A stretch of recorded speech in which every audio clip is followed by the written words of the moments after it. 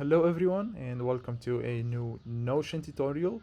Today I'm going to show you how you can delete a Notion workspace. So if you'd like to keep your workspaces more organized, or if there is a workspace that is no longer needed, you can delete it.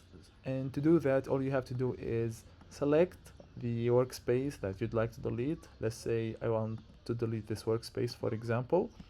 Next, go to the settings, and in the workspace section of the menu, go to the general tab and scroll down to the very bottom in the danger zone.